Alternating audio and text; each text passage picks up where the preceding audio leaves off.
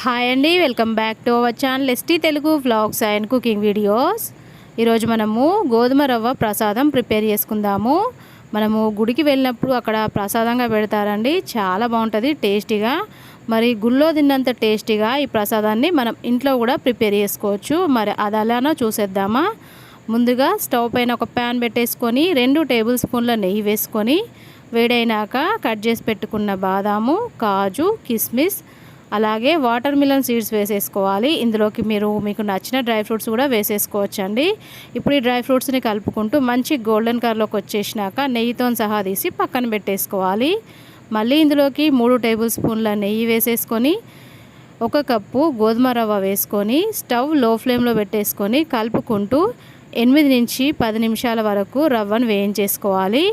రవ్వ వేగేంతలోపు మనము వేరొక స్టవ్ పైన వాటర్ పెట్టేసుకొని మరిగిచ్చేసుకోవాలి. అలా మరిగిచ్చేసుకున్న వాటర్ని 3 కప్పుల వరకు వేసుకోవాలి. మనం 1 కప్పు గోధుమ రవ్వకి 3 కప్పుల వాటర్ వేసేసుకుంటే మనకి హల్వా పర్ఫెక్ట్గా ఉడికిపోతుంది. ఇలా వాటర్ వేసుకున్న తర్వాత ఒకసారి మంచిగా మిక్స్ చేసేసుకొని ఇప్పుడు ఈ రవ్వని ఉడకనివ్వాలి. రవ్వ ఉడుకుతున్నప్పుడు ఇప్పుడు మనం పైన మూత పెట్టేసుకొని లో ఫ్లేమ్లో దగ్గరగా వచ్చేంత వరకు ఉడికిచ్చేసుకోవాలి.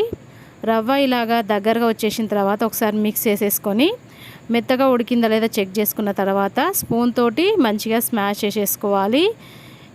ఇలా స్మాష్ చేసుకున్న తర్వాత ఇప్పుడు ఇందులోకి మనము 1/2 కప్పు కట్ చేసి పెట్టుకున్న బెల్లము, అలాగే 1 కప్పు షుగర్ వేసుకోవాలి. నేను ఏ కప్పుతోనైతే గోధుమ రవ్వ తీసేసుకున్నానో అదే కప్పుతోటి ముందుగానే నేను కొలిచి పక్కన పెట్టేసుకున్నాను. ఇలా వేసుకున్న తర్వాత ఇప్పుడు ఒకసారి అంతా మిక్స్ చేసేసుకొని మనం వేసిన చక్కెర, బెల్లము పూర్తిగా కరిగేంత వరకు ఉడికించుకున్న తర్వాత ఇప్పుడు ఇందులోకి దంచి పెట్టుకున్న యాలకుల పొడి, చిటికెడు సాల్టు, ఇందాక మనం వేయించుకున్న డ్రై ఫ్రూట్స్ని నెయ్యితో సహా వేసేసుకొని ఇప్పుడు ఇందులోకి మనము కొంచెం పచ్చకర్పూరం వేసేసుకోవాలి.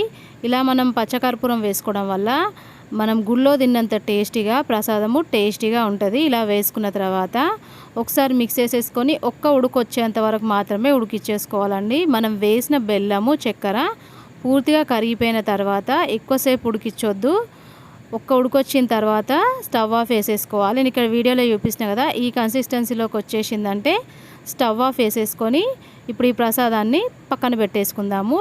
మనకి ఈ ప్రసాదము చల్లారిపోయిన తర్వాత కొంచెం దగ్గరగా వచ్చేస్తుంది.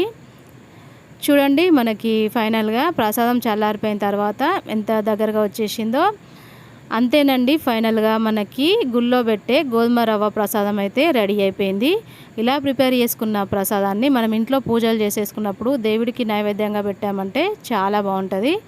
గోధుమ రవ్వ ప్రసాదం ప్రిపేర్ చేయడానికి కావాల్సిన మెజర్మెంట్స్ డిస్క్రిప్షన్లో లింక్ ఇస్తాను. చెక్ చేసుకొని మీరు కూడా ప్రిపేర్ చేసి మీకు ఎలా వచ్చింది కామెంట్ రూపంలో తెలియజేయండి. వీడియో నచ్చితే లైక్ చేయండి. మీ ఫ్రెండ్స్కి, రిలేటివ్స్కి వీడియోని షేర్ చేయండి. అలాగే నా ఛానల్లో వచ్చే రెసిపీస్ నచ్చినట్టయితే సబ్స్క్రైబ్ చేసుకోండి. Okay, bye friends. నెక్స్ట్ వీడియోతో మళ్ళీ కలుద్దాం.